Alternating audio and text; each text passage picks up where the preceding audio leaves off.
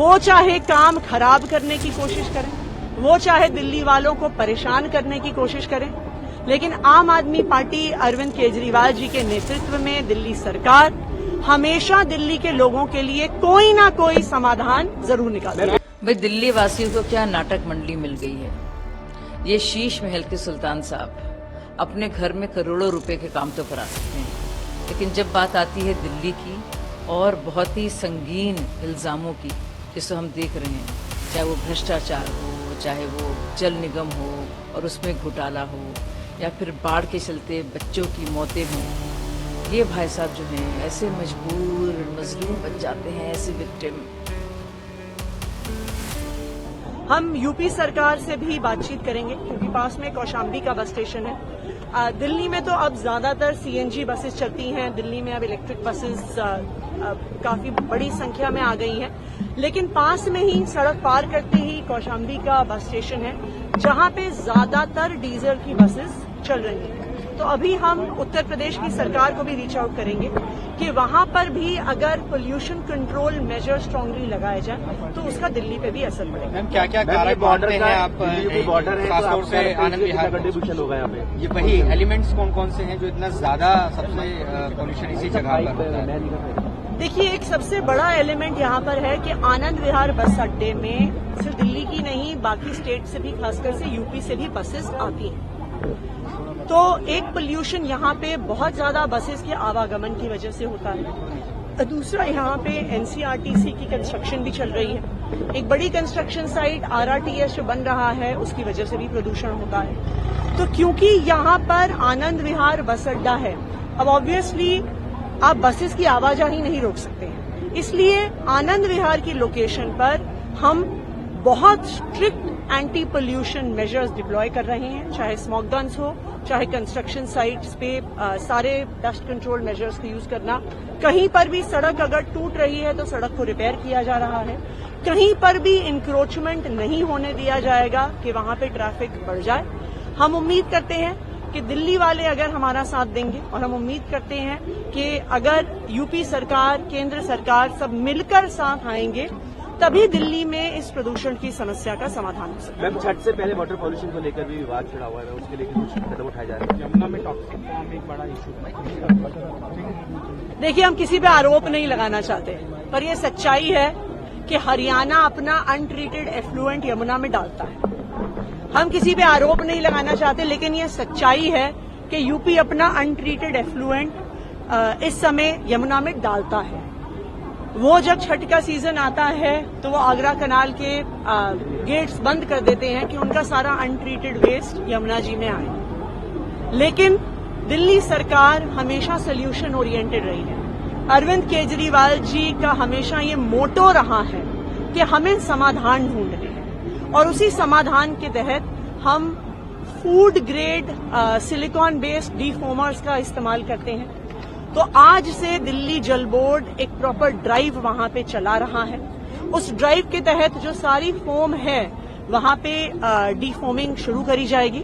तो इसलिए देखिए, वो चाहे काम खराब करने की कोशिश करें, वो चाहे दिल्ली वालों को परेशान करने की कोशिश करें, लेकिन आम आदमी पार्टी अरविंद केजरीवाल जी के नेतृत्व में दिल्ली सरकार हमेशा दिल्ली के लोगों के लिए कोई ना कोई समाधान जरूर निकालेगी। देखिए, मैं इंतजार कर रही थी कि अब आतिशी जी और उनकी टीम किसको ब्लेम करेंगे।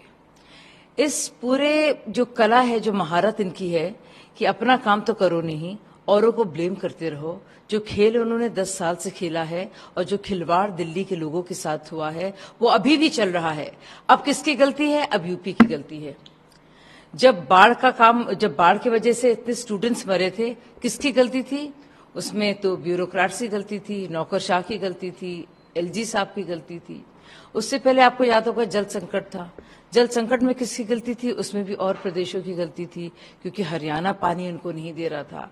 अब जब हम देख रहे हैं हालात इतने खराब हो रहे हैं, अच्छा एक तरफ तो कह रही है कि सारा काम हो रहा है, लेकिन काम कहाँ हो रहा है, काम कहाँ दिख रहा है? तो एक तरफ तो कह रही सारा काम हो रहा है, दूसरी तरफ कह रही काम हो नहीं रहा है। और अगर काम खराब हो रहा है तो यूपी की वजह से हो रहा है, हरियाणा की वजह से होगा। पंजाब को तो ब्लेम कर नहीं सकती क्योंकि पंजाब में उनकी सरकार है। तो सालों साल अब दिल्ली वासियों ने देखा है इस लोगों को जो लगातार आप इनका एक एक बयान उठा लीजिए, हर एक संकट पर, हर एक क्राइसिस पर, हर एक ऐसे सूरत हाल पर जब लोग परेशान हैं कि ये सिर्फ और सिर्फ बहाने बनाते हैं, इनसे कुछ होता नहीं है। भाई दिल्ली वासियों को क्या नाटक मंडली मिल गई है। ये शीश महल के सुल्तान साहब अपने घर में करोड़ों रुपए के काम तो करा सकते हैं, लेकिन जब बात आती है दिल्ली की और बहुत ही संगीन इल्जामों की, जिसे हम देख रहे हैं, चाहे वो भ्रष्टाचार हो, चाहे वो जल निगम हो और उसमें घोटाला हो, या फिर बाढ़ के चलते बच्चों की मौतें हों, ये भाई साहब जो हैं ऐसे मजबूर मजलूम बन जाते हैं, ऐसे विक्टिम, ऐसे असहाय, हो पूरी दुनिया उनके साथ नाइंसाफी कर रही है। चाहे वो चीफ सेक्रेटरी हो, चाहे वो पुलिस कमिश्नर हो, चाहे वो नजीब जंग जो पहले आए हुए थे लेफ्टिनेंट जनरल, फिर अनिल बैजल जी जो दूसरे लेफ्टिनेंट जनरल थे, या फिर अभी जो प्रेजेंट एलजी हैं, सारे के सारे नौकरशाह उनके खिलाफ हैं, सब खिलाफ हैं उनके। वो सिर्फ अकेले काम करे जा रहे हैं। बिल्कुल उन्होंने अपने को एक मदर इंडिया टाइप का बना दिया है कि वो सब लोग उनके जान के दुश्मन हैं, सब विलन हैं, और वो ऐसे हीरो हैं जो बेचारे हीरो भी नहीं बन पा रहे हैं। तो मुझे लगता है कि इतने झूठ, इतने फरेब ना बोले, लोग कितना सुनेंगे, कितने उनकी बहानबाजी लोग बर्दाश्त करेंगे। एक बहाना, दो बहाना, इस पर दोष मढ़ना, उस पर दोष मढ़ना, पूरी दुनिया गलत है, ये सही है, सबकी सब बिल्कुल नाकारे हैं, सबकी सब बल्कि विलेन हैं। ये एक संत बन के घूम रहे हैं बेचारे, और अपनी लुटिया साथ लेकर, धोती बांधकर, और सब लोग उन पर पत्थर मान रहे हैं। ये कौन यकीन करेगा?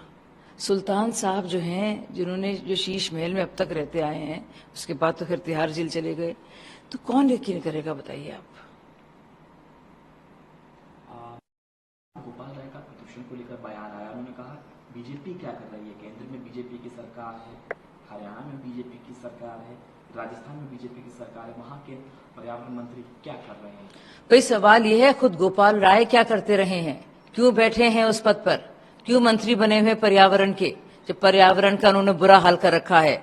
दिल्ली की आबो हवा आप देखिए, अब देखिए लोग कैसे खास रहे हैं, कैसे बीमारियां लगातार बढ़ रही हैं, कैसे कंजेशन के चलते लोग इतने ज्यादा परेशान हाल हैं। आप देखिए लगातार जो संकट बढ़ता जा रहा है। आप यमुना प्रदूषण देखिए, जो सेस मिलता है, जो कर मिलता है, वो 1000 करोड़ के बराबर है। वो कहाँ गया वो पैसा? उसका जवाब दें, जवाब दें। और क्या हुआ वो स्मोक टावर्स का? चल रहे हैं वो जो 40-40 करोड़ रुपए में खर्च करे थे, उनका क्या हुआ? अब तक जो है मंत्री पद में बैठे हुए हैं, इन्होंने क्या किया? दुनिया भर से आप सवाल पूछ रहे हैं। खुद आपकी जब बारी आ रही है जवाब देने की, और हर बार ये बारी आती है आपकी जवाब देने की, क्योंकि हर बार ऐसा होता है, आपके पास कोई जवाब नहीं होता, आप दुनिया भर इधर उधर देखते हैं। आप बताइए आपने क्या किया? इतने दिनों तक आप मंत्री पद पे क्यों बैठे हैं? क्यों नहीं इस्तीफा दे देते? क्यों नहीं भगवंत मान ने इस्तीफा दिया? क्यों नहीं वहां के पर्यावरण मंत्री ने इस्तीफा दिया? क्यों नहीं वहां के पर्यावरण सेक्रेटरी और पोल्यूशन बोर्ड, जिसमें सारी वैकेंसीज हैं, उन सब को लेकर उन्होंने वहां पे जो बाकी लोग बचे हैं उन्होंने इस्तीफा नहीं दिया? क्यों नहीं कहा वो पूरी तरह से असहाय हैं? क्यों नहीं उन्होंने प्रधानमंत्री जी को पत्र लिखा और कहा कि हम लोग से कुछ नहीं हो पाएगा, हम लोग नाकारा हैं, हम लोग झूठ मूठ पद पर बैठे हैं, हम लोग इतने पैसे गबन कर रहे हैं, प्लीज मदद कीजिए। लोगों की जिंदगियों पर आ गई है, जीना मुहाल हो गया है, दम घोटू हवा है, ये कहें?